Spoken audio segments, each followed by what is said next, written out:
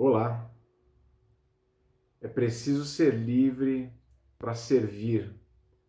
Parece uma questão contraditória, uma declaração contraditória, mas quando a gente fala de servir a Deus, ela faz todo sentido. É preciso ser livre para servir a Deus. Quando a gente fala de servir a Deus, evidentemente, nós estamos falando aqui da vida cristã, do seu desenvolvimento, né? Quando a gente conhece a Cristo, a gente passa a ter um relacionamento com Ele, e em função desse relacionamento nós passamos a crescer espiritualmente, nos desenvolvemos, esse novo homem que nasce a partir de Cristo, a partir da morte e da ressurreição de Cristo, a identificação com a morte e a ressurreição de Cristo. Esse novo homem, ele passa agora a ter uma caminhada de crescimento, uma caminhada de santificação. É disso que vem tratando aí o capítulo 6 e agora o capítulo 7 de Romanos, da carta de Paulo aos Romanos, que é o capítulo aonde nós vamos entrar. Paulo falou um pouco ali no finalzinho do capítulo 6, algumas coisas sobre esse novo homem, um homem que agora ele possui uma motivação diferente, ele tem propósitos de vida renovados, ele é alguém com uma obediência diferente, com uma expectativa diferente. Mas esse homem ele precisa ser livre, ele precisa ser livre para servir. É sobre isso que nós vamos falar um pouco aqui ao iniciar o capítulo 7 da carta de Paulo aos Romanos.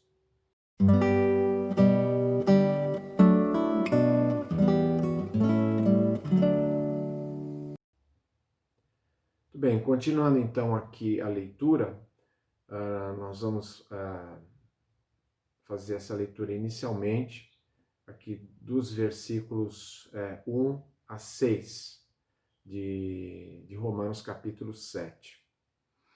Meus irmãos, falo a vocês como a pessoas que conhecem a lei. Acaso vocês não sabem que a lei tem autoridade sobre alguém apenas enquanto ele vive? Por exemplo, pela lei, a mulher casada está ligada a seu marido enquanto ele estiver vivo. Mas, se o marido morrer, ela estará livre da lei do casamento. Por isso, se ela se casar com outro homem enquanto seu marido ainda estiver vivo, será considerada adúltera. Mas se o marido morrer, ela estará livre daquela lei, e mesmo que venha a se casar com outro homem, não será adúltera. Assim, meus irmãos, vocês também morreram para a lei, por meio do corpo de Cristo, para pertencerem ao outro, aquele que ressuscitou dos mortos, a fim de que venhamos a dar fruto para Deus. Pois quando éramos controlados pela carne, as paixões pecaminosas despertadas pela lei atuavam em nossos corpos, de forma que dávamos fruto para a morte. Mas agora, morrendo para aquilo que antes nos prendia, fomos libertados da lei, para que sirvamos conforme o novo modo do Espírito e não segundo a velha forma da lei escrita. Essa liberdade para servir que Paulo menciona nesse início aqui do capítulo 7, eu vejo que a gente tem que olhar primeiramente para o fato de que em Cristo existe garantia de liberdade. Essa liberdade que nós precisamos para servir, ela somente é encontrada em Cristo. Então Paulo ele vai trabalhando aqui com essa ideia de liberdade, a liberdade que nós precisamos, a liberdade em relação ao pecado e à lei. São aqui vamos chamar assim de dupla mortal, né? Porque o pecado, a pecaminosidade do homem, a culpa do homem o coloca diante da lei como alguém condenado, e como alguém condenado, alguém que está aí ligado à morte, né? A morte que a lei coloca, né? A morte eterna. Paulo vem traçando todo esse paralelo, né? Pecado, lei, morte, todo esse conjunto precisa, precisa acontecer algo absolutamente extraordinário, algo fora do comum, algo fora do âmbito humano, para que essa realidade mude. Muito bem, Paulo já falou que isso acontece por meio da justificação. Quando somos justificados, então, esse novo homem passa a existir e tudo mais. É isso que a gente vem vendo aqui. Mas ele vai trabalhando com essa questão da lei. A lei e a liberdade que é necessária em relação a ela. E ele vai trazer um princípio muito básico, muito fácil de ser entendido aqui. O vínculo com a lei, ele é rompido com a morte. É o que ele diz ali, logo no versículo 1. Ele diz, olha, vocês estão familiarizados com a lei. Vocês aí, cristãos de Roma, vocês sabem do que eu estou falando aqui. Vocês são pessoas que conhecem. Vocês não sabem que a lei tem autoridade sobre uma pessoa apenas enquanto ela vive?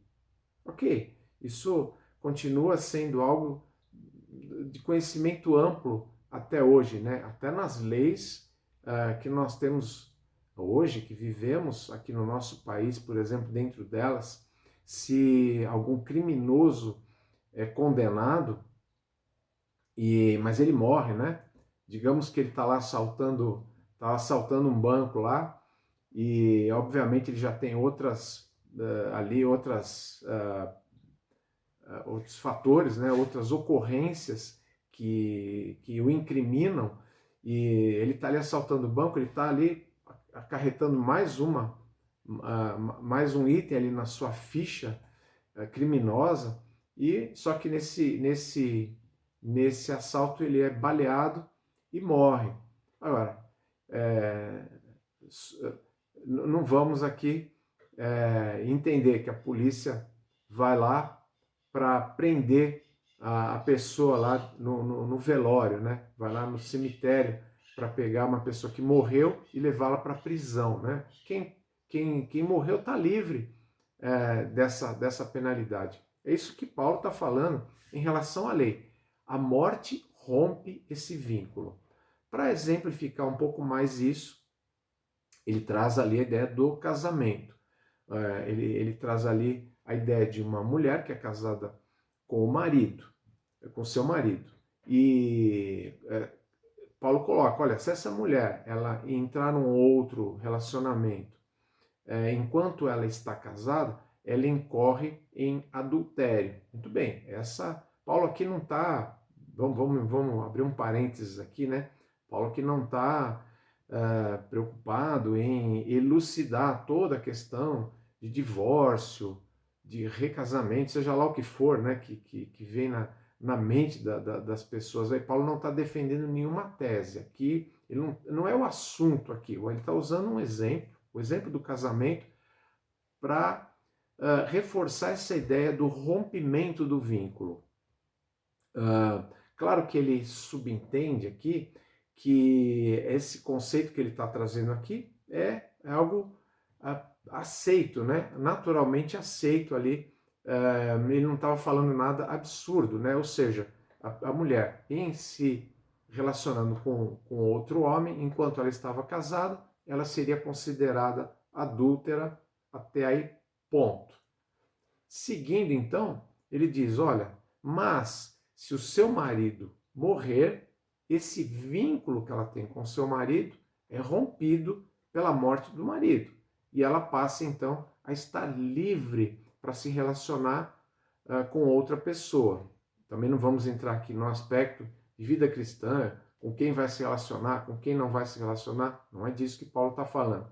Vamos nos focar aqui na questão principal, que é a morte rompe o vínculo. Muito bem, agora ele coloca a questão, veja que no versículo 4, é que ele volta então ao ponto.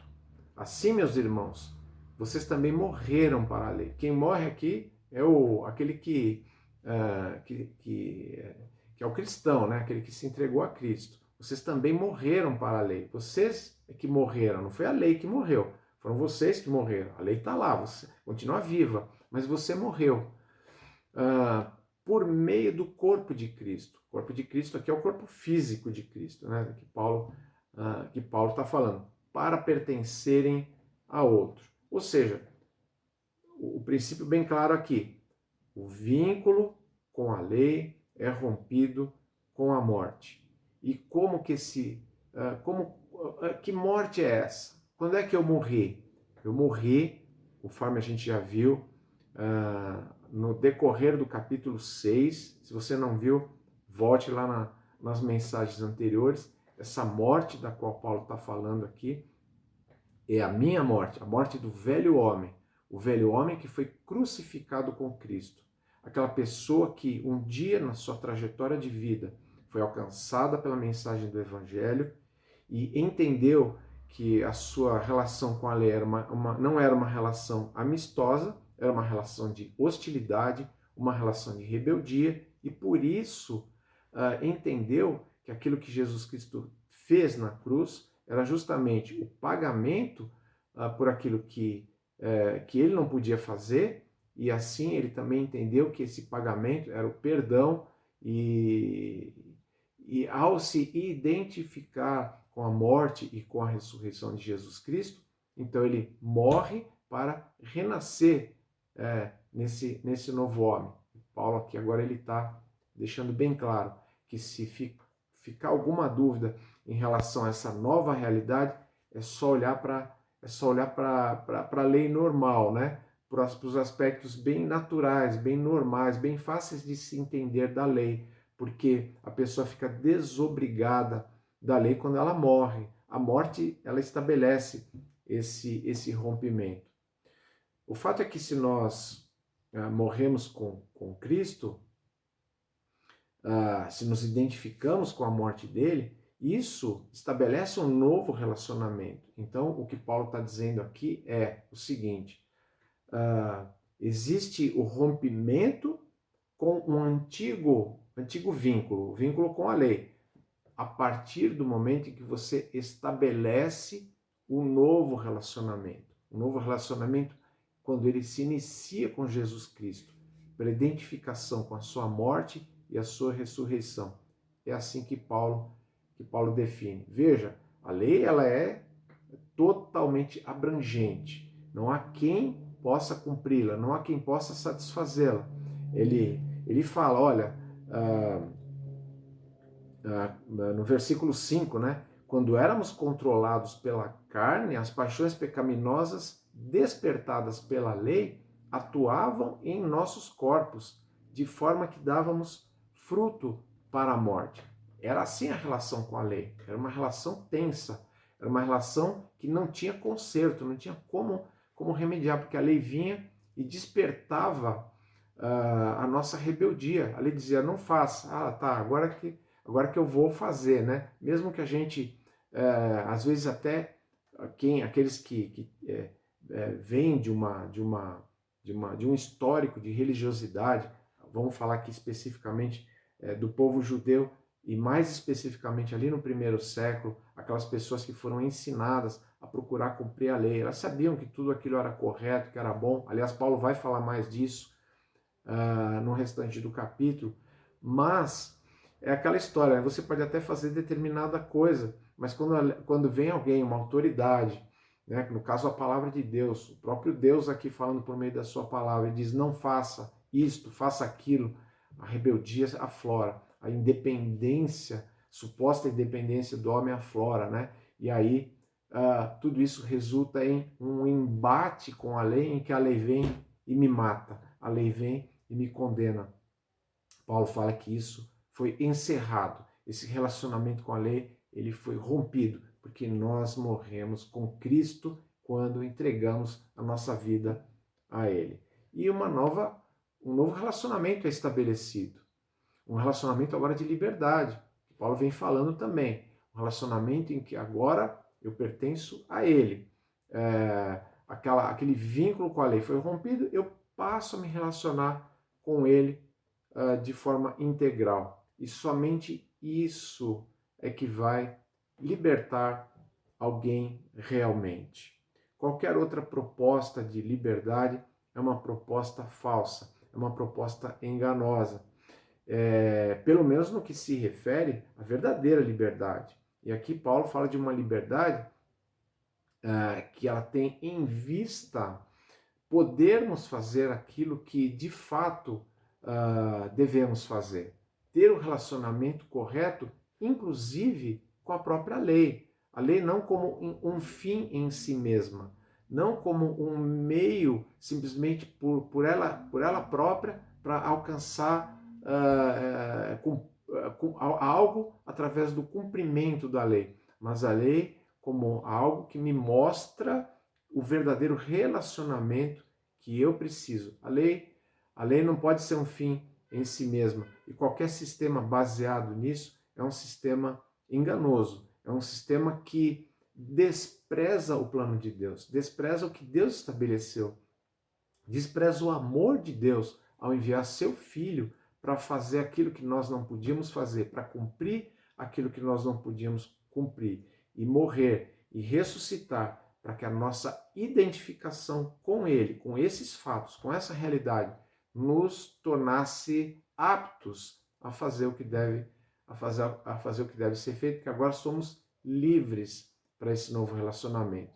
Mas, como eu disse, somos livres para servir. E em Cristo nós temos essa garantia, não apenas a garantia de liberdade, mas a garantia de produtividade.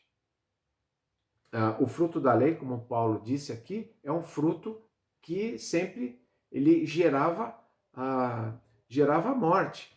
A lei, o que ela faz? Ela condena de forma implacável a pecaminosidade que é colocada em realce pela própria lei. A lei vem, realça a minha pecaminosidade e diz, olha, você é isto e você está condenado. Ponto. A lei apenas faz isso. E Paulo vem mostrando isso de várias maneiras, demonstrando isso. Mas agora, Paulo passa a falar de uma outra questão, de uma outra realidade, ou seja, o fruto da lei, o fruto do Espírito, melhor dizendo. De um lado, o fruto da lei é necessariamente a morte, é nos incriminar, é nos levar a essa condenação e, consequentemente, a morte. Existe um outro fruto aqui, o fruto do Espírito. Paulo, ele termina essa passagem dizendo aqui que nós agora podemos servir não mais pela caducidade da letra, pela precariedade, né, da letra, ou seja, da revelação escrita, da lei. Ela não serve, ela não atende a esse propósito. Nós não podemos servir através da lei. Ela não é eficaz nesse sentido. O que é eficaz é a ação do Espírito Santo de Deus. Veja, Paulo vai estender muito mais, vai trazer mais detalhes sobre essa nova realidade, especificamente em se tratando do Espírito Santo no capítulo 8, ou seja, no próximo capítulo. Mas tem mais coisas para serem acrescentadas ainda no capítulo 7, então vai guardando aí essa informação, porque a princípio o que é importante a gente saber é que o Espírito Santo ele traz uma nova modalidade de serviço, uma nova forma de serviço. Eu não sirvo mais segundo a carne.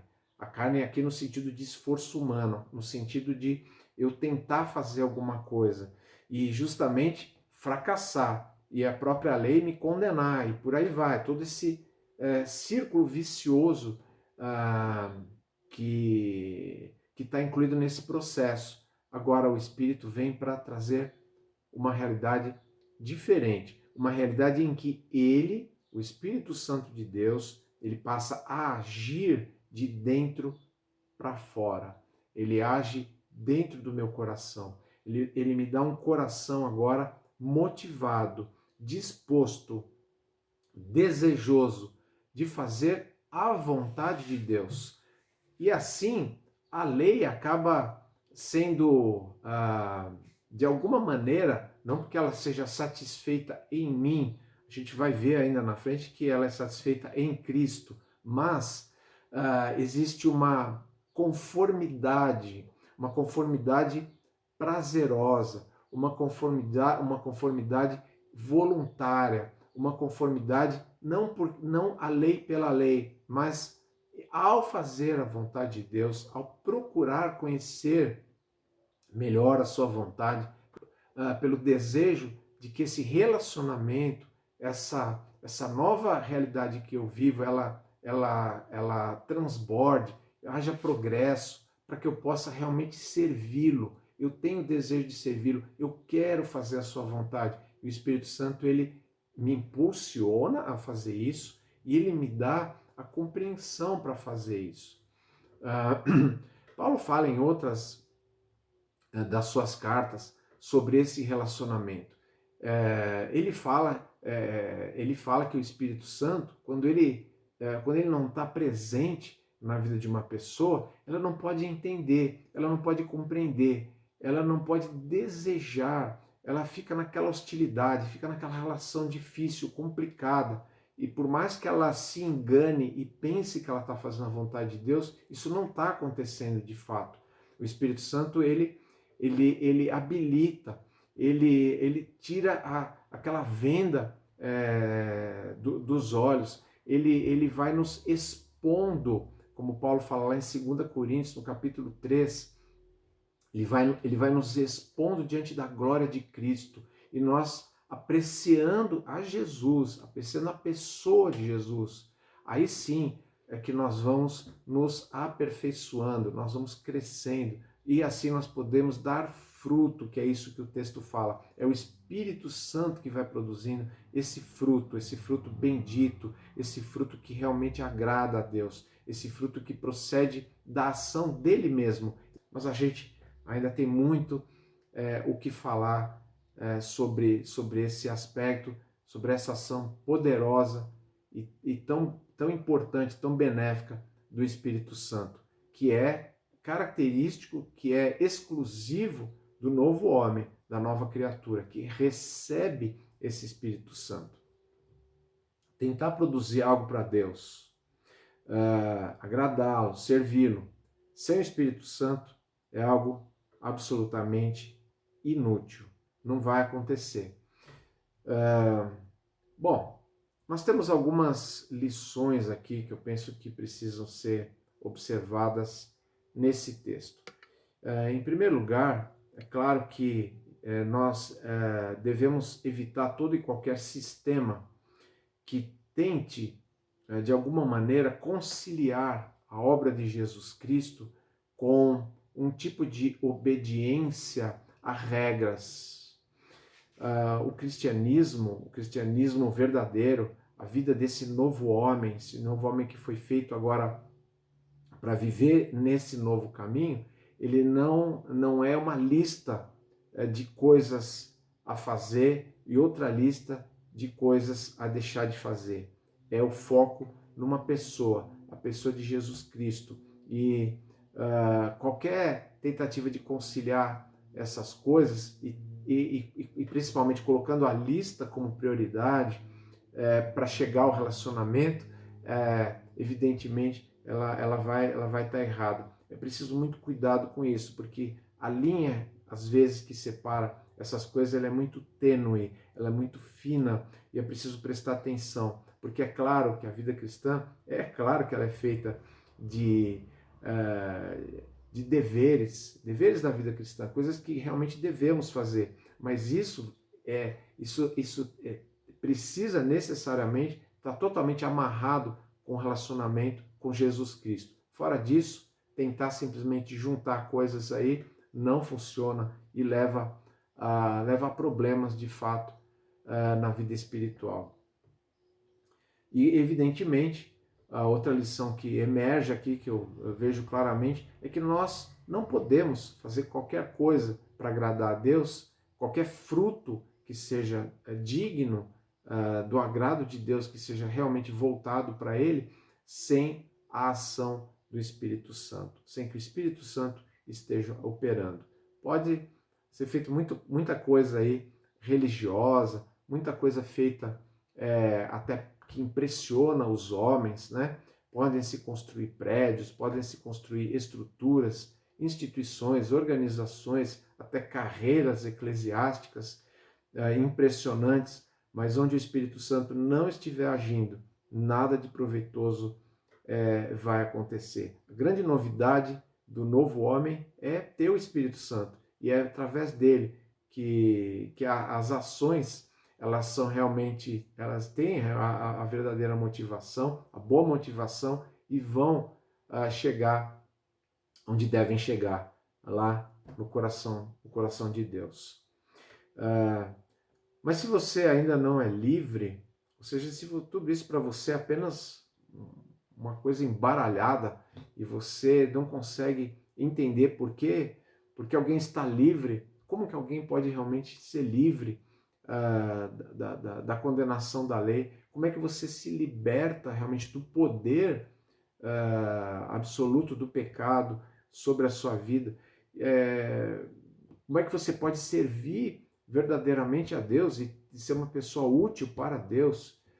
E se essas coisas ainda não têm nenhum sentido para você, é claro que tudo começa com a liberdade que somente Jesus Cristo oferece, somente Ele oferece. Então você precisa, é claro, compreender que essa liberdade ela vem através da identificação com a morte e a ressurreição de Jesus Cristo. E os capítulos anteriores, as mensagens anteriores tratam disso. É preciso então revisitar tudo isso, rever, e assim você possa desfrutar desses grandes privilégios, o privilégio da liberdade e o privilégio do serviço, do fruto para Deus. Muito bem, na próxima semana, Paulo vai lidar aí com uma questão, porque alguém pode estar aqui a essa altura questionando, e Paulo sempre se antecipa a esses questionamentos, né? Pode alguém estar questionando, Paulo, mas parece que você não gosta da lei, você parece que fala mal dela, parece que a lei está sempre num sentido negativo aqui. Afinal de contas, a lei é algo ruim? Você é um inimigo da lei? E Paulo então vai responder a isso. Ele vai demonstrar que a lei, sim, a lei é boa, mas é claro, precisamos entender como fica esse relacionamento entre uma lei boa e um ser humano que não é bom, afinal. Ele vai falar bastante coisa sobre isso e vamos procurar também aprender. Enquanto isso, que nessa passagem que foi vista hoje, haja compreensão para você, haja benefício para você, ela traga boas reflexões e, acima de tudo, uma boa prática de vida, que Deus fale ao seu coração e traga algo bom nesse sentido na sua vida. Então, até a próxima semana, que Deus te abençoe.